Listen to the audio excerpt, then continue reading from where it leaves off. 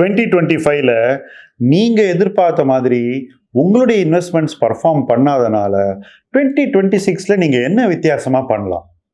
இல்லை இந்த வருஷம் நீங்கள் இக்விட்டியில் ஃபோக்கஸ் பண்ணணுமா அல்லது கோல்டு சில்வர் மாதிரி ப்ரெஷியஸ் மெட்டல்ஸில் ஃபோக்கஸ் பண்ணணுமா?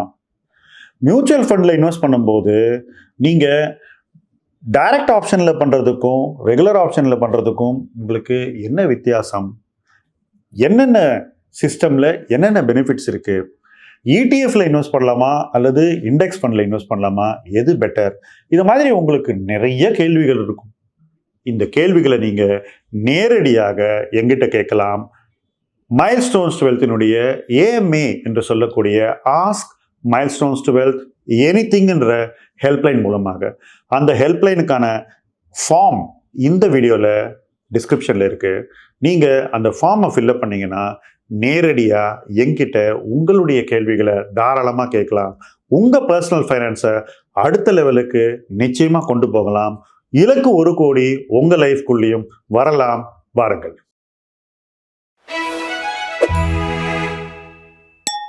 மியூச்சுவல் ஃபண்ட் மூலமாக எப்படி அதிக பயன்களை ஏற்படுத்த முடிந்தது? இப்போ என்னுடைய எக்ஸ்பீரியன்ஸில் நான் ஸ்டாக் இன்வெஸ்டராகவும் இருந்திருக்கேன், மியூச்சுவல் ஃபண்ட் இன்வெஸ்டராகவும் இருந்திருக்கேன். 2 ஸ்ட்ரீம்லேயும் இருக்கக்கூடிய நிறைய குறைகள் எனக்கு தெரியும்.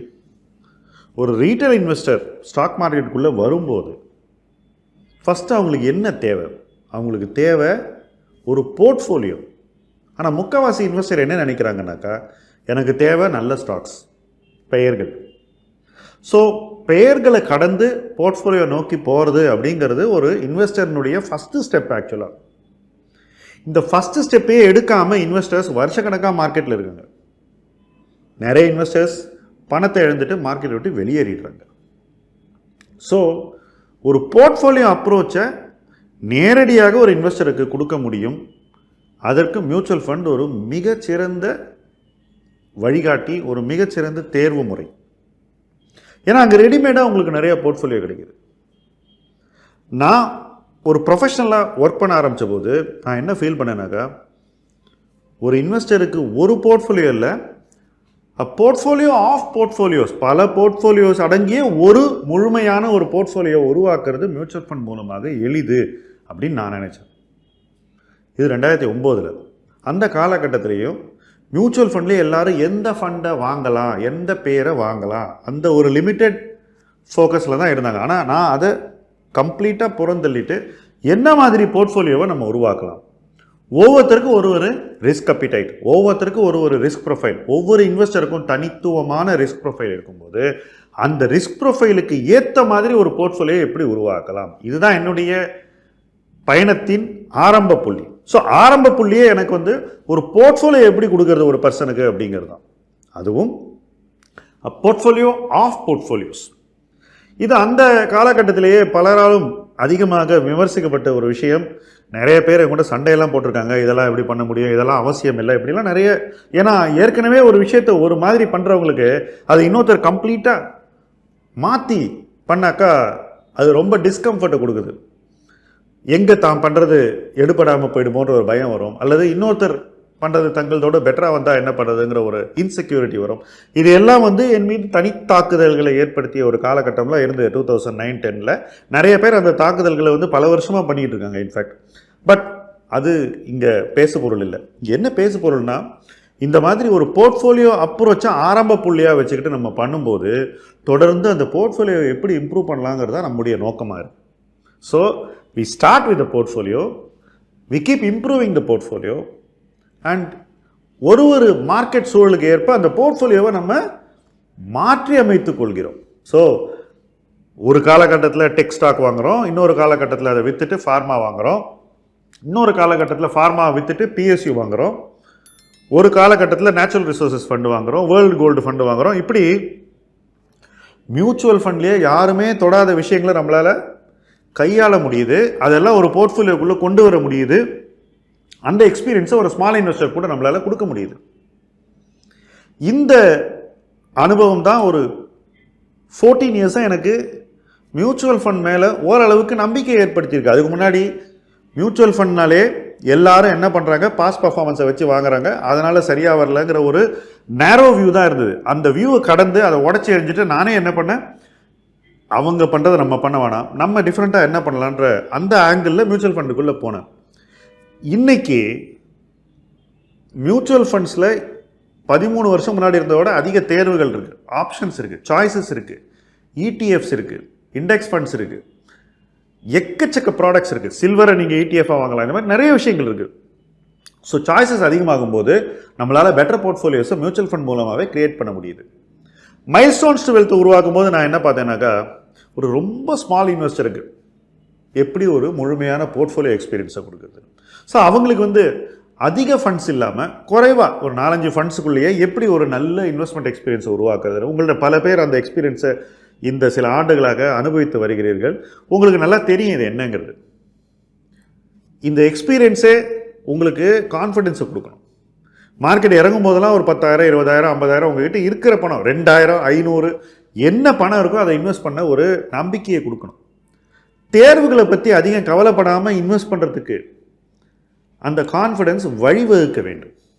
இது சரியான நேரமா, இல்லை இன்னும் கொஞ்ச நாள் கழிச்சு பண்ணலாமா, உங்களுக்கு சொல்லப்படுற ஆலோசனை சரியா தப்பா, இந்த மாதிரி டவுட்லேயே நிறைய பேர் வாய்ப்பையே நழுவ விட்டுருவாங்க. அந்த மாதிரி வர்ற ஒவ்வொரு வாய்ப்பையும் நழுவ விடாமல் பயன்படுத்தக்கூடிய ஒரு மனநிலையையும் ஒரு ப்ரிப்பரேஷனையும் உங்களுக்கு கொடுக்கணும். அதுதான் நம்ம மியூச்சுவல் ஃபண்ட் மூலமாக நமக்கு பெட்டராக கொடுக்க முடியுது. ஸ்டாக்கில் இதை ஏன் சார் கொடுக்க முடியாதுன்னு நீங்கள் கேட்கலாம். ஃபஸ்ட்டு ஸ்டாக்லேயே போர்ட்ஃபோலியோ அப்ரோச் பெரும்பான்மையான ஆட்களுக்கு இல்லவே இல்லை. இன்றைக்கும் சொல்கிறேன், 7-8 ஸ்டாக் வாங்கியிருக்காங்க, அது எல்லாம் வரிசையாக போட்டு அது ஒரு போர்ட்ஃபோலியோன்னு சொல்கிறாங்க. இந்த போர்ட்ஃபோலியோக்கு என்ன கேரக்டர், என்ன தனித்துவம், இந்த போர்ட்ஃபோலியோவின் அச்சாணி என்ன, இந்த போர்ட்ஃபோலியோவுக்கு எந்த அளவுக்கு ஒரு மார்க்கெட் இறங்கும் போது வித்ஸ்டாண்ட் பண்ணக்கூடிய கேப்பபிலிட்டி இருக்குது, இது எதுவுமே தெரியாமல் ஒன்று போர்ட்ஃபோலியோன்னு சொல்கிறது தவறு.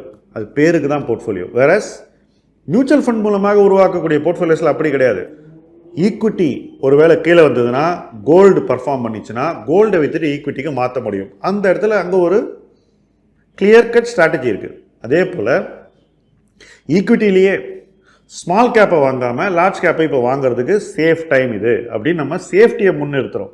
அதே போல் ஃபைனான்ஷியல்ஸ் பர்ஃபார்ம் பண்ணும்போது அதுலேருந்து வெளியே போகிறோம், அது அட்ராக்டிவ் ஆகும்போது மறுபடியும் அதுக்குள்ளே வரும்.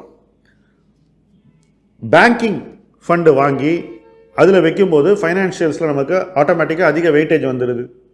இப்படி ஒரு முடிவையும் அந்த போர்ட்ஃபோலியோவுக்கு அது எப்படிப்பட்ட ஒரு ஸ்ட்ரென்த்தை கொடுக்கும், போர்ட்ஃபோலியோ வடிவத்தை எப்படி அது இம்ப்ரூவ் பண்ணுன்ற ஒரு தாட் ப்ராசஸோடு தான் நம்ம ஒரு டெசிஷனையும் அப்ரோச் பண்ணுறோம்.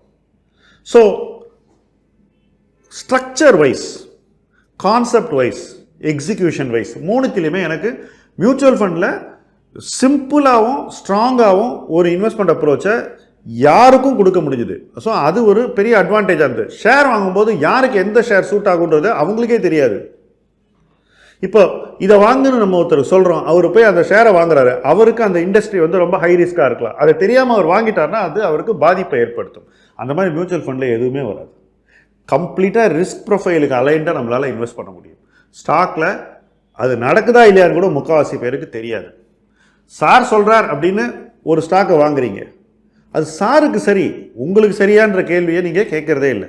உதாரணத்துக்கு நிறைய டிஸ்கவரி ட்ரிவன் ஃபார்மா கம்பெனிஸ் இருக்கும். இப்போ அந்த ஃபார்மா கம்பெனி அந்த டிஸ்கவரி எப்படி கமர்ஷியலைஸ் பண்ணுவான், குறுகிய காலகட்டத்தில் எப்படி லாபம் சம்பாதிப்பான், அந்த பிஸ்னஸ் முடிஞ்ச உடனே அடுத்த ப்ராடக்ட் அவங்ககிட்ட இருக்கா, என்ன மாதிரி பைப்லைன் இருக்குது, இது எதையுமே பார்க்காம ஃபார்மா ஸ்டாக்னா வாங்கலாம் அப்படின்னு குருட்டாம்போக்கில் நிறைய பேர் இன்வெஸ்ட்மெண்ட் பண்ணுறாங்க. ஸோ அந்த ஸ்டாக் சொல்கிறவங்களுக்கு கரெக்டாக இருக்கலாம், ஆனால் கேட்குறவங்களுக்கு அது சூட்டபிளாக இருக்காது. இந்த சூட்டபிலிட்டி ஆங்கிள்லேயும் ரிஸ்க் ப்ரொஃபைலுக்கு அலைண்டாகவும் மியூச்சுவல் ஃபண்டில் ஃபார் சுப்பீரியர் ஆப்ஷன்ஸ் இருக்குது, ஃபார் சுப்பீரியர் போர்ட்ஃபோலியோஸை உங்களால் உருவாக்க முடியும். ஸோ போர்ட்ஃபோலியோ அப்ரோச்சை ஆரம்ப புள்ளியிலிருந்து கடைசி வரைக்கும் நம்ம கடைபிடிப்பதற்கு மியூச்சுவல் ஃபண்டு ரொம்பவே ஒரு ஸ்ட்ராங்கான மீடியமாக எனக்கு தொடர்ந்து இருந்து வந்திருக்கிறது. அது மட்டும் இல்லை, போர்ட்ஃபோலியோ ஆஃப் போர்ட்ஃபோலியோஸ் கிரியேட் பண்ணும்போது நீங்கள் எடுக்கிற ரிஸ்க் நார்மலைஸ் ஆகிடுது, ஸ்ப்ரெட் அவுட் ஆகிடுது. வேறாஸ் நீங்கள் 5 ஸ்டாக் வாங்கும்போது 3 ஸ்டாக் ஃப்ளாப் ஆச்சுன்னா உங்கள் போர்ட்ஃபோலியோவே ஃப்ளாப் ஆகிடும். அதையும் நம்ம தவிர்த்துடுறோம், ரிஸ்கையும் நார்மலைஸ் பண்ணிடுறோம். இப்போ இன்னொரு முக்கியமான பாயிண்ட்டுக்கு வருவோம். சேர்ன் தான் அந்த முக்கியமான பாயிண்ட். சேர்ன்னா என்ன? அடிக்கடி முடிவெடுப்பது, முடிவுகளை மாற்றுவது, போர்ட்ஃபோலியோவில் புதுசாக பெயர்கள் உள்ளே கொண்டு வருவது, வாங்கி விற்பதை ஒரு வழக்கமாக கொள்வது. ஸோ பங்குகளை விற்றுட்டு வாங்கும்போது நீங்கள் ரிஸ்க்கை போர்ட்ஃபோலியோவில் அதிகரிச்சிடுறீங்க. ஏன்னா சில நேரங்களில் நீங்கள் விற்ற பங்கை நீங்கள் விற்றுருக்கக்கூடாது, அது விற்று வாங்கின பங்கை நீங்கள் வாங்கியிருக்கக்கூடாது. இப்படி டபுள் மிஸ்டேக்ஸ் நிறையா போர்ட்ஃபோலியோவில் தொடர்ந்து நடக்கும் ஸ்டாக் இன்வெஸ்டிங்கில். ஆனால் ஃபண்ட் இன்வெஸ்டிங்கில் இந்த பிரச்சனையே கிடையாது. ஏன்னா நீங்கள் ஒரு ஃபண்டை வாங்கினீங்கன்னா தொடர்ந்து சில காலத்திற்கு வாங்கிக்கிட்டே இருக்கீங்க, 1 or 2 இயர்ஸ்க்கு. அதுக்கப்புறம் அது பர்ஃபார்ம் பண்ணும்போது 1 or 2 இயர்ஸ் கழித்து அதை விற்றுறீங்க. உங்களுக்கு டேக்ஸும் லாங் டேர்ம் கேபிட்டல் கெயின் தான். இடைப்பட்ட காலத்தில் நீங்கள் வருஷம் ஷார்ட் டேர்ம் கேபிட்டல் கெயினை வாங்கி அதுக்கு 15% டேக்ஸ் எல்லாம் கட்டுறதில்லை. முடிவுகளை நீங்கள் குறைத்துக் கொள்கிறீர்கள். ஸோ முடிவுகளை குறைச்சிட்டு அந்த குறைந்த அளவிலான முடிவுகளில் நிறைய கான்ஃபிடென்ஸை காமிச்சு இன்வெஸ்ட்மெண்ட்டை நீங்கள் வளர்க்குறீங்க. வேறஸ் ஸ்டாக் பண்ணும்போது நிறைய பேர் என்ன பண்ணுறாங்க, முடிவுகள் அதிகமாக எடுத்து அந்த முடிவுகளுக்காக நிறைய சேர்ன் பண்ணி நிறைய ட்ரேடிங் பண்ணி மாற்றங்களை அடிக்கடி போர்ட்ஃபோலியோக்குள்ளே கொண்டு வந்து போர்ட்ஃபோலியோவை வீக்கெண்ட் பண்ணிடுறாங்க. ஸோ சேர்னை குறைக்கும் போது போர்ட்ஃபோலியோவை நம்மளால் ஸ்ட்ரெங்தன் பண்ண முடியுது, ஸ்ட்ராங்காக மெயின்டைன் பண்ண முடியுது. ஒரு போர்ட்ஃபோலியோவை ஸ்ட்ராங்காக மெயின்டைன் பண்ணும்போது அதிலேருந்து கிடைக்கக்கூடிய ரிட்டர்ன்ஸ் டெஃபினட்டாக பெட்டராக இருக்கும். ஸோ மியூச்சுவல் ஃபண்டில் இந்த மாதிரி ஸ்ட்ராங் போர்ட்ஃபோலியோஸை நம்மளால் ஈஸியாக க்ரியேட் பண்ண முடியுது, க்ரியேட் பண்ணி மெயின்டைன் பண்ண முடியுது, மெயின்டைன் பண்ணி ரிசல்ட்ஸை அடைய முடியுது. ஒரு சின்ன இன்வெஸ்டர் இதெல்லாம் செய்யணும்னா டைரக்ட் ஸ்டாக்கில் அவங்களால இதை பண்ணவே முடியாது. அவங்களுக்கு மியூச்சுவல் ஃபண்டில் இதை உறுதியாக பண்ண முடியும். ஸோ எங்கே அவங்களுக்கு பண்ண முடியலையோ அதே இடத்துல வேற ஒரு வழியை காமிச்சு அந்த இடத்துல அவங்களுக்கு பண்ணி காட்டுறது தான் மியூச்சுவல் ஃபண்டில் இருக்கக்கூடிய அட்வான்டேஜ்.